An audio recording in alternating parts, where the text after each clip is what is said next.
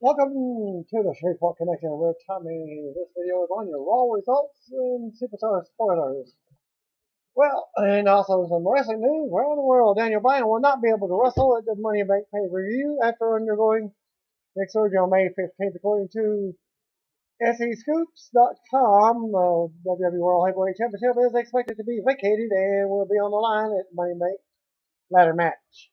It's a shame that DB will have to drop the strap this way. Actually, happy to see him take the time that he needs to recover rather than returning to the ring prematurely to keep the title.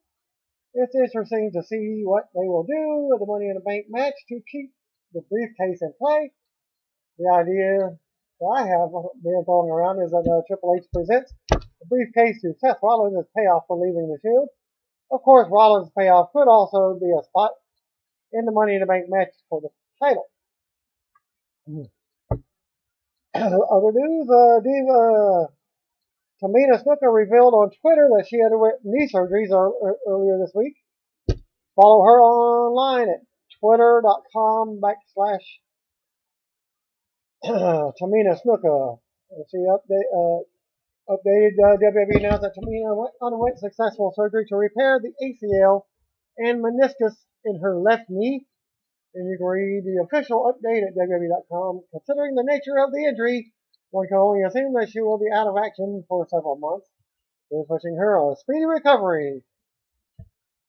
Other news, congratulations to Heath Slater, the one-man band, aka real name Heath Miller, and his wife Stephanie. Welcome, daughter Remedy to the world on Thursday this past week, according to WWE.com. WWE has yet to acknowledge Tamina's surgery, let alone provide a timeline for her return. But congratulations to Slater and his wife on the birth of their second daughter. Advertised dark match for Raw was John Cena versus Bray Wyatt. Stay tuned at the end of the video for the results of that match. Hall of Famer, happy birthday goes to Hall of Famer, the original Sheik.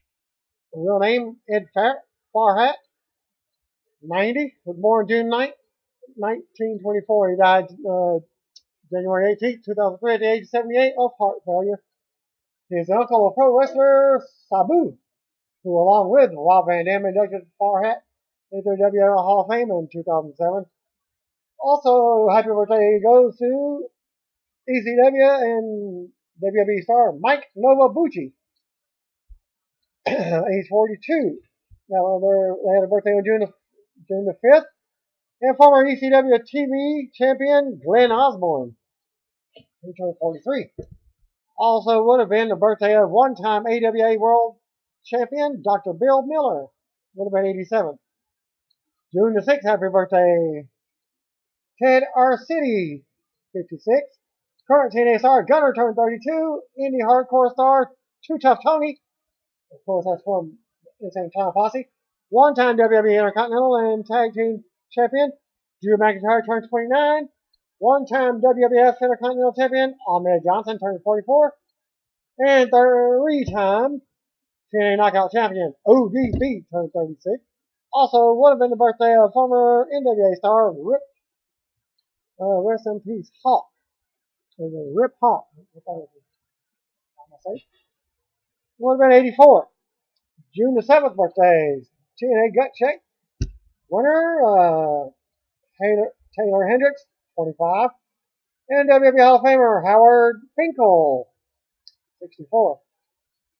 In a memoriam, in 2006, the wrestling world lost one-time WWF Tag Team Champion John Tenta. Died at the age of 42. Tenta competed in multiple sports in his youth, but it was wrestling that he most favored upon graduating from Louisiana State University. Yes, that's LSU. Tenta moved to Japan to compete as a sumo wrestler despite his in-ring success, going unbeaten in his first 6 months of competition. Tenta quit sumo to focus on professional wrestling. He initially competed in All Japan, but was soon scouted and snapped up by the WWF, debuting as Earthquake Evans, which later shortened to Earthquake in 1989. He was pushed as a monster heel repeatedly sending his opponents out of the ring on a stretcher after repeatedly hitting them with a seated senton finisher. He was soon at the peak of his career, feuding with Hulk Hogan across 1990-91, brief run as WWE Tag Team Champion, followed by his career began to wane, and he would make the jump to WCW in 1994 after being offered a more lucrative contract. Here he competed as Avalanche, the Shark, and John Tenta, but found little success under any of those characters. By 1997, he had left WCW and was back in the WWF a year later as Golga, though his career was also unsuccessful and he was released less than a year later. After nearly a year out of wrestling, Tenta, as Earthquake, returned to WWF to compete in the Gimmick Battle Royal at WrestleMania 17 before touring Japan to round off his career.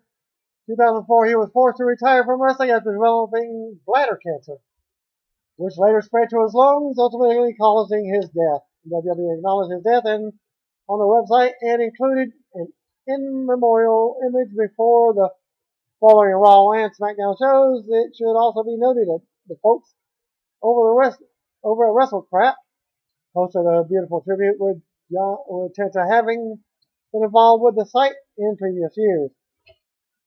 June 8th birthdays. Happy birthday to two-time NWA World Heavyweight Champion Dan Severn, 56. Former WWF WWE star Tatanka turned 53. Five-time PWG Tag Team Champion Scott Lost turned 34. One-time CZW World Champion Egotistico Fantistico turned 32. Also would have been the birthday of three-time NWA World Champion Wild Bill Longton. Would have been 108. And happy birthday to one-time Mexican welterweight champion Damien 666, turned 53. And former WCW wrestler Chip Minton, 45. Also today would have been this day would have been birthday of famed promoter Jim Barnett, age 90. The late Dutch Savage, aka Frank Stewart, was born June 9th, 1935, and died August 3rd, 2013, at the age of 78. Okay, also Tatanka's real name, Chris Chavis. Again, his birthday was on this past Sunday. He was born June 8th. And also, Mick Foley turned 49 on Saturday. Ms. Foley's baby boy was born June 7, 1965. If you didn't know, Howard Finkel was a cast member of the show Legends House, which is currently airing on the WWE Network, which has the last episode this week. And more importantly, he's the best pro wrestling ring announcer of all time. He was inducted into WWE Hall of Fame in 2009 by Mean Gene Okerlund.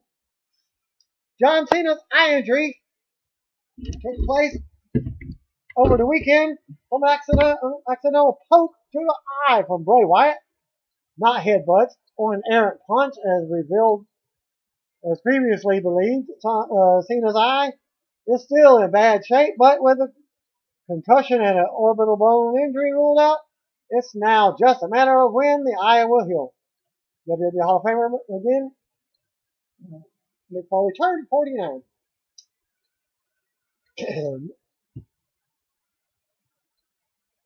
And he was celebrating his special day at the Legends of Ring convention in Monroe, New Jersey. And you can visit the legendsofthering.com for more info on that. So if there's any photos or anything else, I'll give you more news on Mick Foley later in this video. Hall of Famer Jim Ross returned home Saturday night after a very health scare. After a hospital stay, he tweeted by saying, "Home sweet home. Your well wishes greatly appreciated," as Ross wrote.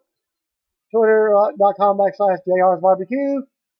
As TMZ reported that Ross had suffered a stroke-like symptoms after returning from Las Vegas on Thursday. The belief is that medication from an unrelated medical issue were causing the problems. Medical testing also revealed that Ross suffered a minor undiagnosed stroke in the past, and here's hoping Ross will follow the doctor's order before returning to podcasting, blogging, play-by-play, convention attending, and performing one-man shows. He continues to be the busiest retiree I've ever seen. Former WWE Tough Enough contestant Matt Cross will appear on NBC American Ninja Warrior competition this Thursday night at 8 p.m. Central Time and will be replayed on Esquire Network on Tuesday of next week. Thanks to Joe Dombrowski for that news. Cross is a longtime wrestler, and Steve Austin's decision to cut him from Tough Enough surprised a lot of fans at the time. American Ninja Warrior features an obstacle course and is based on the reality show Suzuki in Japan.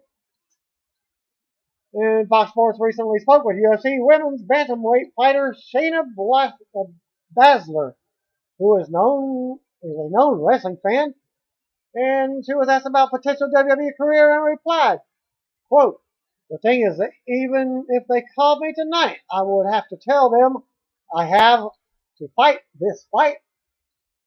I have to for the movie. I have the UFC fight for the movie version of my life." Natalia recently spoke with CBS Minnesota and talked about Stephanie McMahon being her inspiration.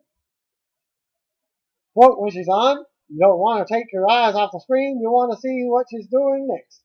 You don't worry if she's a woman or a man. You don't care if she's Vince McMahon's daughter. Whatever she's doing is really, really good."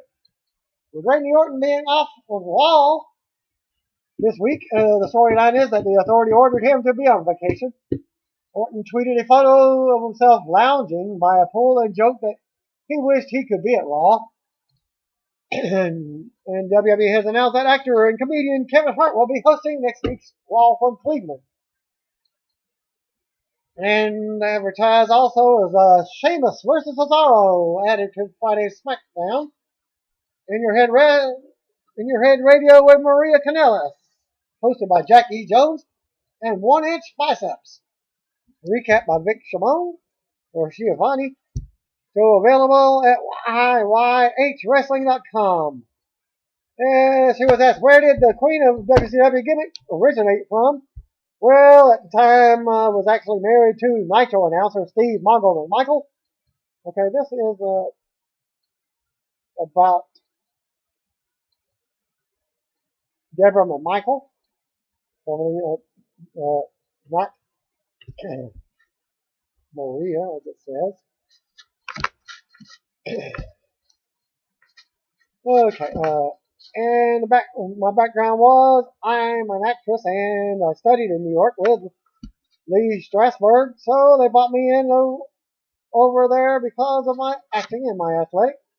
And I also had one Mrs. Illinois America and Mrs. Texas USA. And so Eric Bischoff was like, why don't we make you Queen Debra? Eric wanted a real bitchy debutante, Queen Debra. And I am from the South, as you can certainly tell by my voice. And I'm definitely a pageant winner. I remember my first interview or first time on TV. He helped me a little bit. But then after I knew the direction I wanted to go in, what they wanted me to do and the fans wanted, so I just would write my own stuff. What was it like being around Ric Flair? Oh man, he was so much fun. You would never know what he was going to do. Because you're out there, you're on live TV, and you just knew you had to go with whatever he was going with. We would all end up back at the hotel after the show, all of us, and it would just be everybody laughing, talking about the show, and then the Nature Boy. Oh my gosh, you know he does like to just dance on tables without. He likes to take his robe off and there's something underneath it, but you just don't even pay any attention. It's like, that's just Rick being Rick. It was a good time back then. Other topics discussed included why she ended up leaving WCW for the WWF. Which company did she prefer working for? Whether Jeff Jarrett ever talked to her about working for TNA, or whether she had ever had any problems with any of the women in wrestling, and the New England Pro Wrestling Fan Fest also. WWE announced that Adam Rose suffered a laceration above his right eye at Saturday's live event in Madison, Wisconsin. The wound required 5 stitches, and I will try and show a video right here, or you can go to WWE.com and find it. I don't think I got it. Rose was back in the ring in Sunday's live event in Rochester, Minnesota. You can find detailed reports on both shows in the WWE live event section on the website.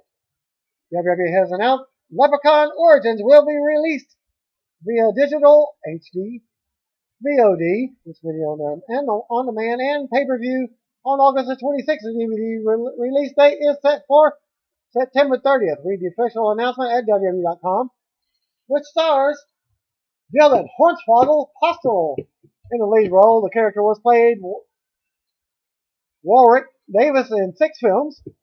The dark main event for SmackDown is advertised as The Shield versus Wyatt family in a 6-man tag action. Obviously, the match won't be happening. It's possible that WWE is to blame for the dated advertising, but more likely that the arena hasn't bothered to update the website listing whatever the new dark match is, main event is. But it's probably John Cena added to the Shield members.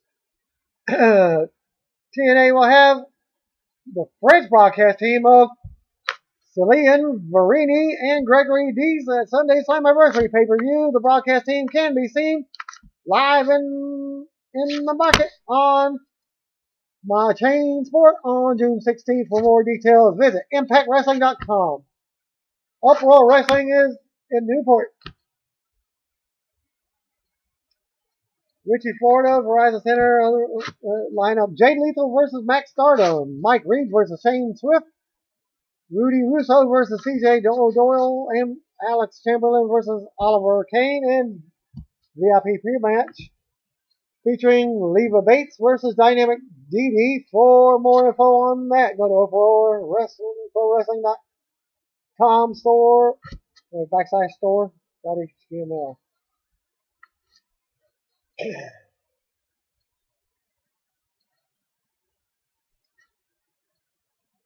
Okay, also, Hornswoggle was asked in Appleton Post Crescent interview when WWE fans started taking him seriously. Man, I still don't think they do. As he said, I get 4, 5 tweets literally every day saying, "Why do you still have a job?"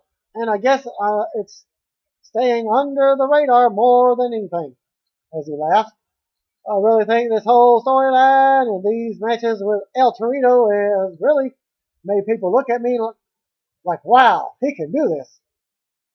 Before this, I really don't have matches. I'd wrestle a little boogeyman, or I'd juggle around or use squirt guns, but now I'm having legitimate wrestling matches. Our WLC match at Extreme Rules stole the show. I don't care what anybody says. It was a pre-show to the pay-per-view, and I will go to bat for that match against any match that was on that night. The match stole the show because people didn't respect what we did, and the crowd tore the roof off. New Jersey fans are the most ruthless fans in the country for booing and hating on whatever's in the ring if they didn't like it. We had them chanting, "This is awesome," and holy expletive the whole match. That's when I realized I can do this. It felt so good to finally have one of those moments after 8 years. I was great, and I really think people are starting to take me seriously and realize that I'm more than a circus act. Read the full story interview at appletonhub.postcrescent.com. The WLC match was a spectacle with the mini broadcast team and other gimmicks, but it really did get over with the live crowd in a big way. Postel also discussed hanging out with his son while home in Wisconsin, whether he prefers acting or wrestling.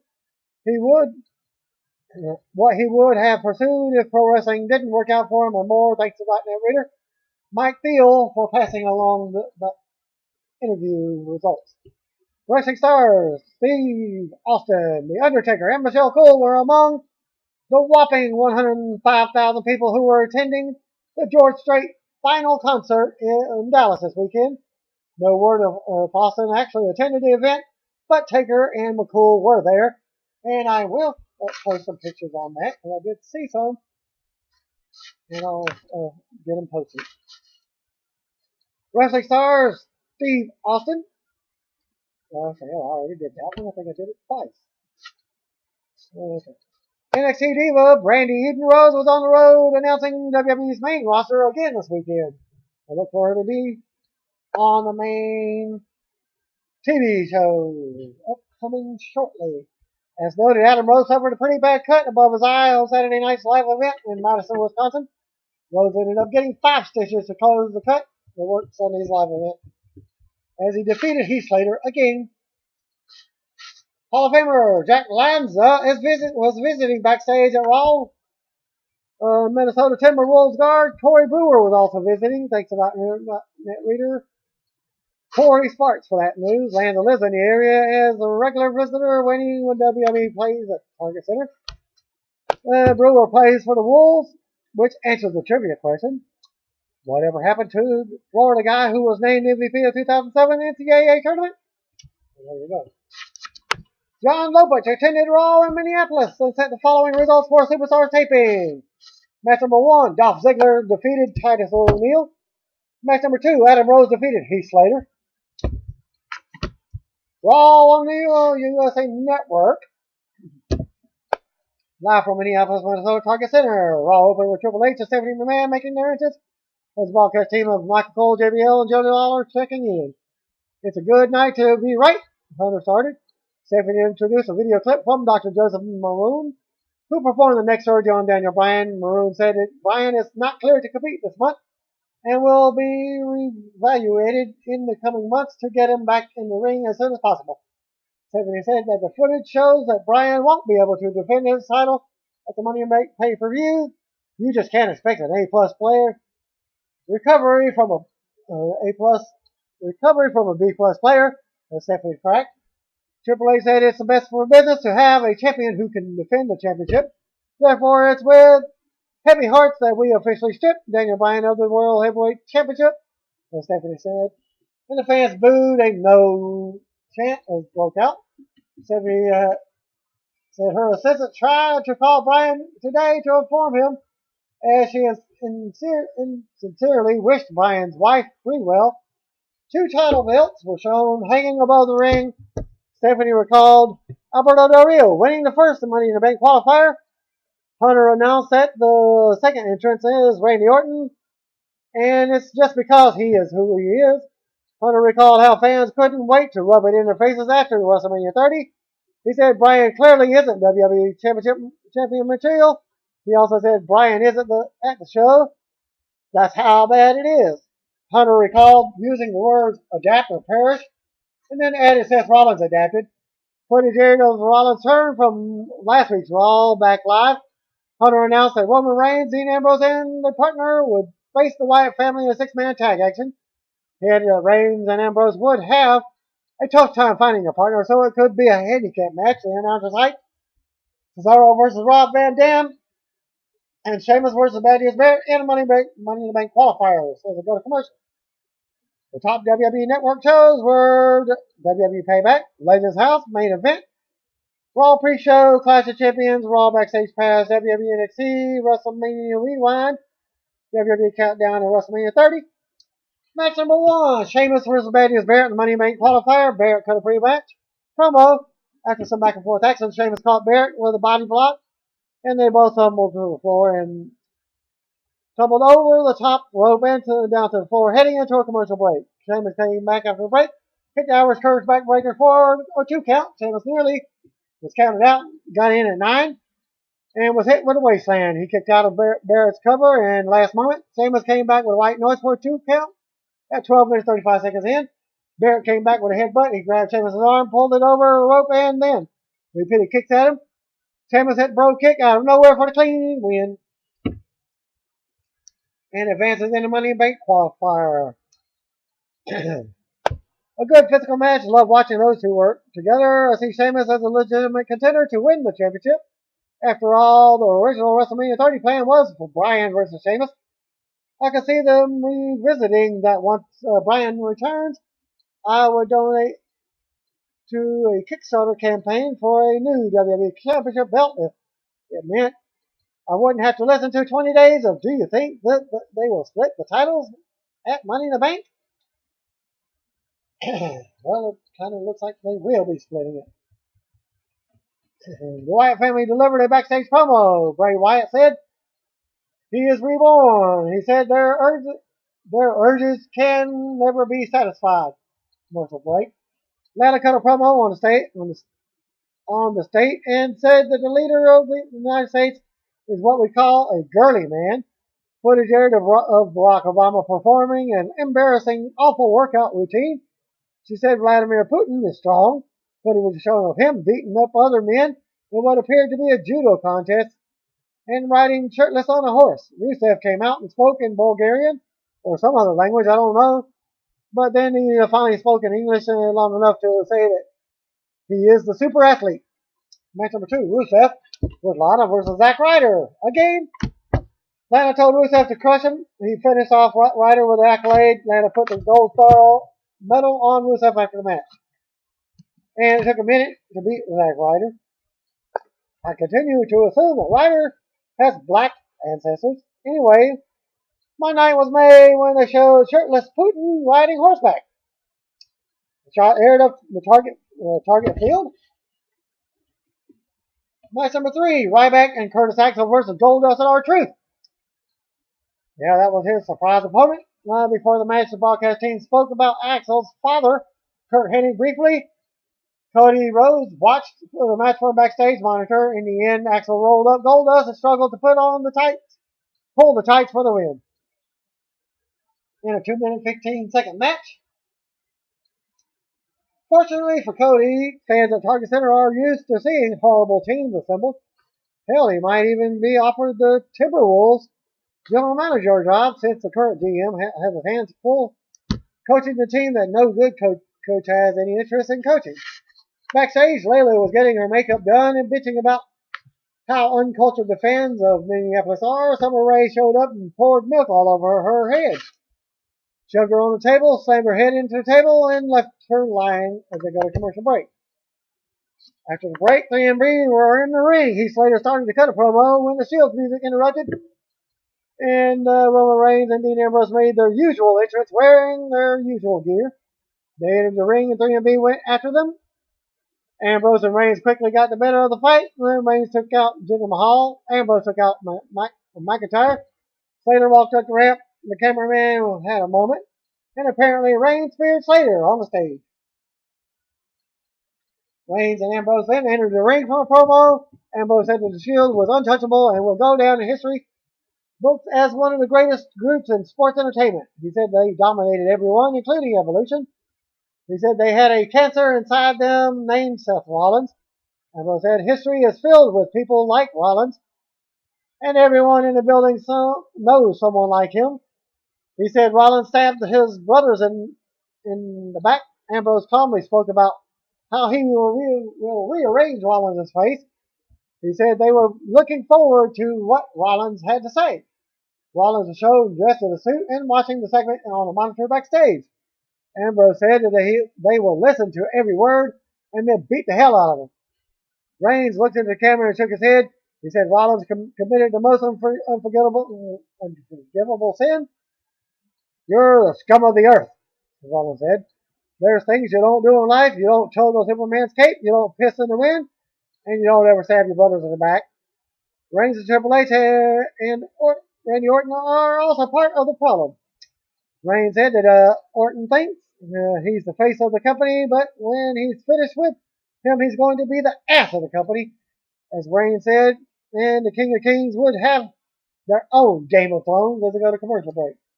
Good mic work from both men. Ambrose was in Joker mode, and he stated in a matter-of-fact manner that he's going to rearrange the face of Rollins. Both men came off very well. But it is a bit alarming that the live crowd didn't muster up any negative reaction when Rollins was mentioned. Rollins had some work to do during his segment to generate some heat going forward. Ring entrances for the tag team match took place. Match number 4, tag team champions, the Uso brothers versus Damien Sandow and Fandango. What do you expect? Another win for the Usos. Well, Layla came out looking like a wreck after the backstage bit with Summer Rae. Sandow came out wearing a leotard and performed a ribbon dance. What did he do? Do you think he was Liberace? Or what's his name? The dancer? Had a little gold dust with no face paint and a onesie. Go put on your diapers. Also, there was actually a loud "Let's Go Sandow" chant at one point. He did a comical dance which one of the Russo brothers mimicked before catching him with a super kick, and the other Russo performed top rope slash for the win. And the match took 2 minutes 25 seconds. Sandow dance bit was straight out of old school and got a big kick out of it. Momentarily, meanwhile, I have no idea what Summer poured. Why? So Summer poured milk all over Layla. So, unless it was just the taking the PG out of WWE, so now insert your own opinion there. What would it look like? So I'll just assume that one more creative team member has a weird milk fetish. I don't even want to know what it says about me or that I approve of them ribbon dancing. Yet assuming that at least one pervert was responsible for a woman taking a milk bath. Match number 5, Bo Dallas versus Xavier Woods. Before the match, Bo said he knows Daniel Bryan was watching at home and had a lot of anger. Bo said the secret to his recovery is Bo leaving. Then there was a CM Punk chant, but late in the match as Dallas finished him off with the Bo Dog. And the match took 2 minutes 30 seconds. The live crowd didn't seem to care about this match. Then again, it's fair to judge Dallas when he's working with babyfaces that the fans don't give a damn about. Then we get Coleslaw hyping Cesaro versus RVD in the Money in the Bank qualifying match for after the break. Commercial. Paul Heyman stood in the ring and delivered a promo about Brock Lesnar. He mentioned Lesnar being the most dominant athlete at the University of Minnesota. The fans cheered. Heyman hyped that he's happy. The fans feel that way because he was talking his client, and they feel that this is the appropriate place for a WrestleMania party. Heyman told the crowd to stand up and celebrate with the winner of the Andre the Giant Memorial Battle Royal. Cesaro makes his entrance. So we get Cesaro with Paul Heyman versus Rob Van Dam in the Money in the Bank qualifier. We cut to an early commercial after RVD took some offense. Cesaro came back with a forearm, then followed up with a powerbomb for a 2 count. Later, Cesaro hit the neutralizer and scored the clean pin. Cesaro won the match in 10 minutes 25 seconds to advance to the Money in the Bank match.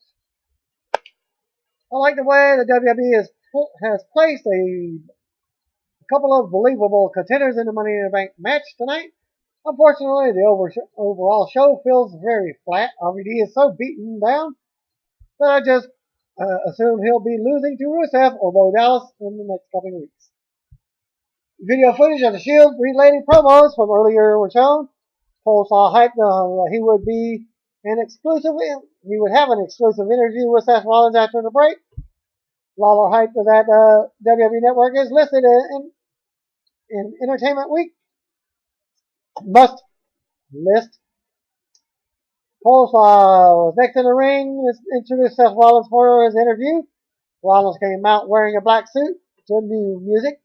Rollins shook hands with Cole and then both men sat down in the director's chair and were set up in the ring. There was a brief "you sold out" chant that faded when Cole spoke, and Rollins started to speak and was greeted with boos. Rollins said that what happened last week wasn't a big deal. He said he was doing what was best for business, my business. Rollins took credit for creating the Shield. You don't think I had the right to destroy my own creation? Rollins asked. He said Dean Ambrose is a lunatic who would be face down in a ditch if it were left to his own devices. Then Rollins brought up the golden boy, Roman Reigns. We'll never see anger or fury like you see in a man like Roman Reigns, he said. However, he said Reigns is nothing if he doesn't have him to harness it. They owe me every ounce of the success they ever achieved. As you said, Ambrose and Reigns were shown watching the promo on the backstage monitor this time. Rollins said he took the Shield as high as it could go when they beat Evolution in a clean sweep. Rollins said he learned from Evolution that to be a success in the business, you have to evolve and you have to adapt. The fans chanted, "You sold out," and Rollins. Seth was standing at this point, saying he bought into the evolution of Seth Rollins.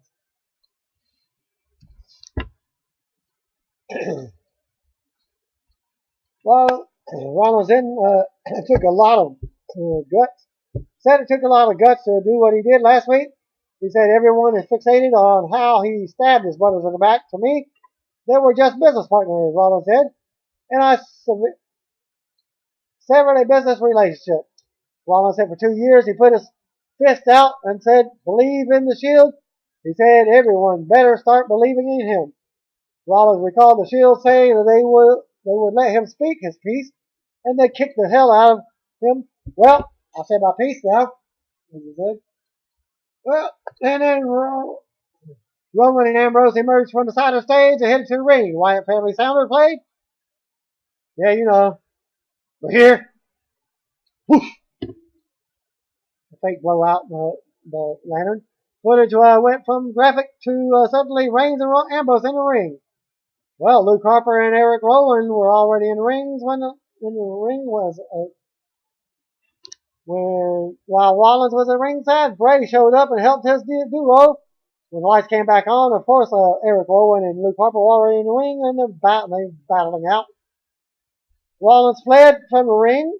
John Cena's music played and he headed to the ring when Bray Wyatt came in for the 3-on-2 stuff, or 4-on-2, as he headed to the ring to help Reigns and Ambrose clear the ring. Great use of Cena by having him come to the aid of Ambrose and Reigns to set up the logical 6-man tag match. Rollins' promo was good, yet there's still a lot of room for improvement. He's come a long way on the mic, and his work here actually shows it, but he's far from polished heat seeker. It is pretty cool that the company had the faith in him to go there and deliver in that setting rather than with Triple H and Randy Orton by his side. So we get Seth Rollins versus Dolph Ziggler was advertised as the feature match for the main event live. Polestar confirmed that Cena would team with Reigns and Ambrose to face the Wyatt family. Next up, we got Diva Champion Paige versus Alicia Fox with Oksana. Fox controlled the bulk of the offense during the first 3 minutes of the match. She had Paige in her arms and ran towards the ropes when Paige caught her with a hurricanrana that sent her to the floor. Paige blasted Alicia with knees to the head and then clotheslined in the ring. Paige yelled and got a good reaction from the crowd. Alicia and Oksana banged heads at one point. Then Paige applied the PTO for the win. Afterwards, Oksana tried to help Alicia to her feet, and then Fox slapped her and roughed her up a bit. Paige grabbed 2 bottles of water and a bag of popcorn from ringside. She poured the water on Oksana at some point and dumped some popcorn on both of them. Fox roughed up Oksana and then shoved popcorn in her mouth.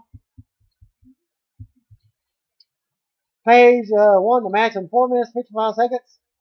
And then Lawler hyping the 6-man tag main event. Underwhelming match considering the talent involved, who spent more time, the WWE has spent more time focusing on Fox's post-match antics than they have establishing the personality for their 22-year-old Divas champion. There were more boring chants and other jeers from the crowd during the lame post-match scene. They have to do more with Paige, throwing the title on her and changing the name of her finisher every week. Clearly isn't enough. Match number 8, Jack Swagger was Zeb Coulter versus Santino Marella. Coulter had a sign that read, "Here's a pizza, my mind," on one side and deport Santino on the other. Santino delivered a pop box promo saying he wants Zeb exported. Swagger got off to a rough start. Coulter slapped him twice. Swagger returns to the ring and roughed up Santino. He dodged the Cobra late and hit a powerbomb for the win. Got a gut-wrench powerbomb. Jack Swagger won the match in a minute 55 seconds. Here's hoping that the lack of Emma in Santino's corner means that They are giving up on the silliness and will instead give her a chance to get over on her own. By the way, why didn't Coulter slap the piss out of Swagger months ago? Close on hype, the WWE Network showed a graph that listed 90% satisfaction rate. The other 10% must have had the shitty feed that we've been getting on the PS3 or PS4 people have ever seen since the NXT takeover. Backstage, Cody Rhodes told Goldust he finally found someone good enough to be his tag partner. He said it's someone he has never seen before. Cody said that man can magnify the magnificence of Goldust. Will be on Raw next week. Footage of the opening segment with the Authority stripping Daniel Bryan of the WWE title was shown backstage. Stephanie McMahon was upset because John Cena was getting involved in this with the Shield. Triple H said that this was the last time anyone would see the Shield. Vicky Guerrero showed up with champagne to celebrate the departure of Brad Maddox and the Daniel Bryan situation. As Vicky squeezed in the glass broke and Miss Stephanie slapped it away as she said she's fired. She fired her once and don't make me do it again. Ambrose and Reigns made their entrance through the crowd, video hyping Kevin Hart as a guest host for next week's Raw. Commercial break. Sheamus versus Cesaro in an apparent non-title match was advertised for Friday Night SmackDown. And finally, your main event, John Cena, Roman Reigns, and Dean Ambrose versus Bray Wyatt, Luke Harper, and Eric Rowan. Wyatt family delivered their custom to the city introduction. There was a loud dueling chant regarding Cena as Harper got the better of Ambrose heading into the commercial break. Ambrose continuing to sell after the break and was nearly pinned by Wyatt, but Reigns broke it up. Cena tagged into the match and the crowd fired up, but Rowan cut him off. Wyatt worked over Cena and then motioned for the crowd to see. Cena got up and drop kicked Wyatt. Cena tried to make a tag, but Wyatt cut him off again and tagged in Harper at 14 minutes in. As it goes past the 10 o'clock hour, though Wyatt continued to isolate Cena in the corner, Wyatt missed a running back splash, and Cena finally made the top tag to Reigns at 18 minutes 10 seconds. Reigns hit a couple of his running kicks to his opponent while Ambrose brawled with him. And Reigns had Harper pinned, but Rowan made the save. Cena returned to the match with a crossbody block off the top rope onto Rowan. Cena went for the attitude adjustment on Rowan, but Bray caught Cena with his sister Abigail. Wyatt walked into the Superman punch from Reigns. Ambrose performed a suicide dive on Rowan. Harper caught Reigns with a big boot for a strong near fall. Reigns speared Harper and pinned him to win the match for his team. And the match took 20 minutes 20 seconds. After the match, Triple H and Seth Rollins were shown watching the match on the backstage monitor. The babyface trio played to the crowd to close off Raw. Good TV main event. The Target Center crowd was a little spoiled, though, as they saw the first Shield versus Wyatt family match at Elimination Chamber. They did get up for the match, and there were some scattered "This is awesome" chants late in the match, but it didn't pack anywhere near the punch that the match at EC did. Still, I really like the way Cena looked like a good guy. We're coming to the aid of Reigns and Ambrose in this match despite their history. Overall, the show looked newsworthy. What do you think about the title situation, Money in the Bank qualifiers? The first Seth Rollins promo since he turned, yet it didn't feel like a hot show by any means. There were a lot of rematches, squash matches, and fillers. Fortunately, the important elements of the show seemed to click, which we'll have more to say.